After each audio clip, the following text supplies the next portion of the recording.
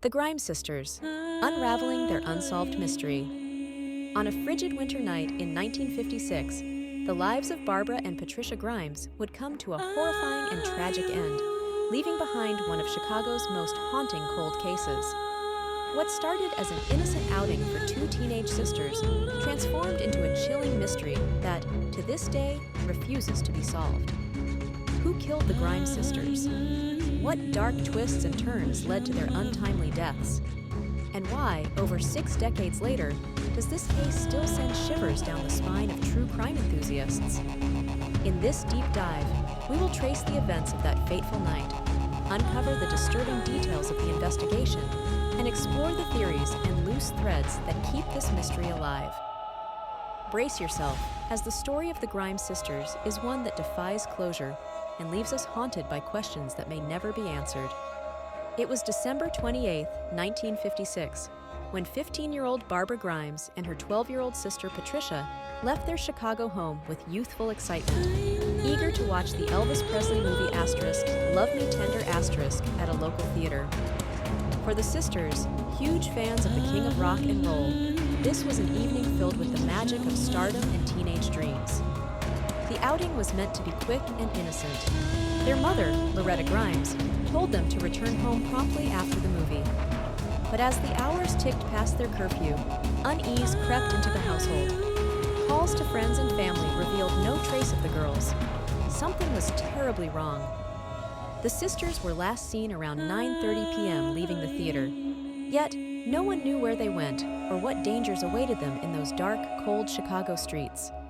What the family thought was just another evening ended up spiraling into one of the city's most infamous mysteries. The Grimes sisters' disappearance quickly captured the public's attention. Loretta wasted no time reporting her daughters missing, and within days, a massive search began. The community rallied alongside law enforcement, scouring Chicago's streets, alleys, and parks in hopes of finding the girls alive. As media coverage intensified, even Elvis Presley himself made a public plea, urging the girls to return home if they could hear his message. "If you're good Presley fans," he pleaded, "you'll go home and ease your mother's worries." Despite the widespread attention and desperate efforts, the search came up empty. Every passing day deepened the fear that Barbara and Patricia had met an unthinkable fate. 26 agonizing days later, on January 22, 1957, the search ended in horror. A driver spotted 2 frozen bodies in a ditch along German Church Road, a desolate stretch in a remote area of Willow Springs, Illinois. It was Barbara and Patricia. The scene was as haunting as it was puzzling. Their nude bodies lay side by side, exposed to the harsh elements, with no immediate signs of what had happened. The tragedy that gripped the Grimes family now became a disturbing enigma. Who had lured or taken them to this isolated location? Adding to the mystery was the condition of the bodies. Though badly preserved due to exposure, evidence of injuries was minimal, leaving questions about how exactly the girls had died. Signs pointed to them having been there for days, or even weeks, though curiously, their placement seemed deliberate. The autopsy results only deepened the mystery. Both girls were determined to have died from a combination of secondary shock and exposure to the cold. Barbara bore minor bruises on her face and body, while Patricia exhibited strange markings on her chest. There were no definitive signs of sexual assault, though this could not be fully ruled out due to the state of their bodies. The medical examination suggested the girls died within hours of their disappearance, though conflicting testimonies from witnesses later muddied this timeline. Authorities were soon overwhelmed with theories ranging from accidental deaths to abduction and murder. As investigators tried to piece together the puzzle, the clock was ticking.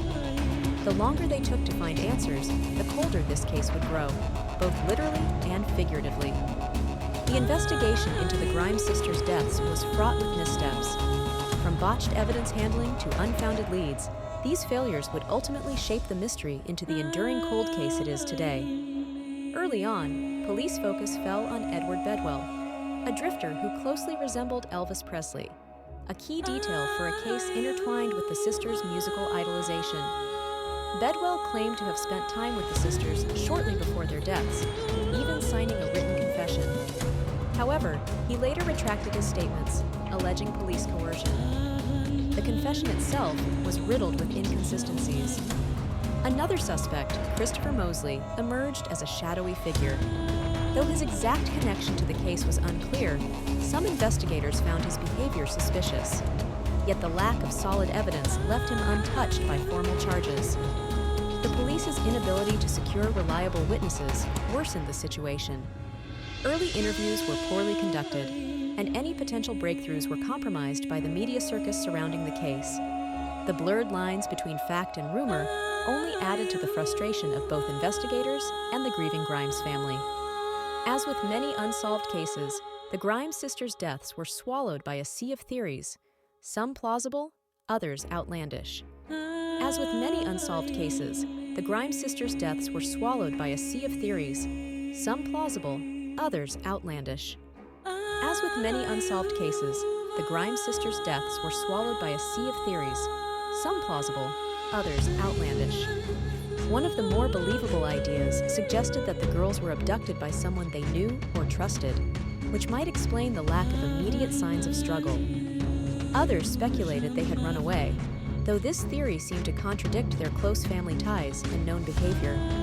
Some witnesses reported seeing the girls alive days after their supposed time of death. These accounts hinted at the possibility of them being held captive before their deaths, but none were ever verified. Skeptics questioned whether these witnesses had seen the Grimes sisters at all, or if media sensationalism had simply created false memories.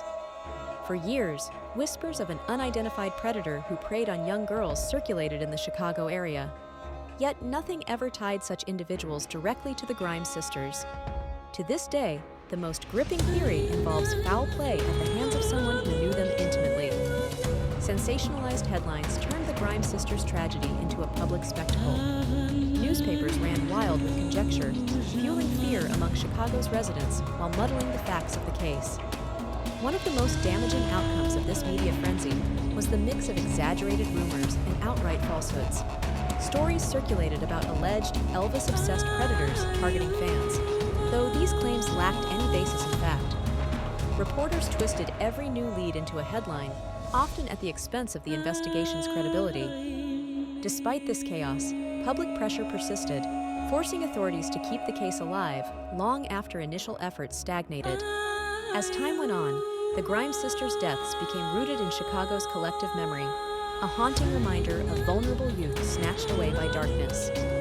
For all the details we do know about this chilling case, countless crucial questions remain unanswered.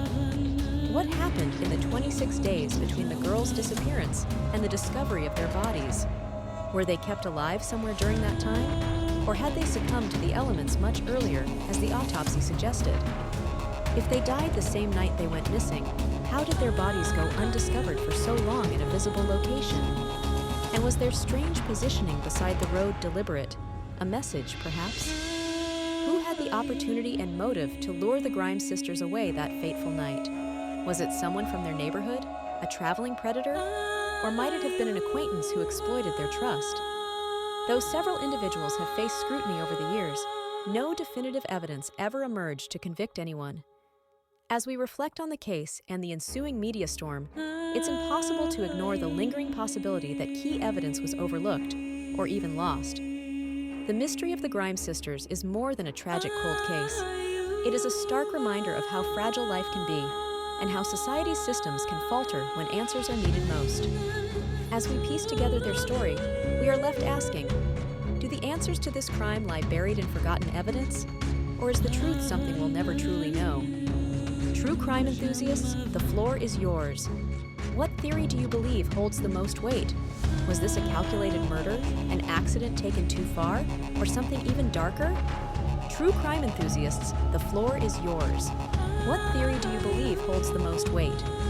Drop your thoughts in the comments. Let's work together to keep the memory of Barbara and Patricia Grimes alive as we unravel this mystery one thread at a time. In remembering this case, we pay tribute to the lives lost and the questions they leave behind. The Grimes sisters' story is one we won't and shouldn't forget.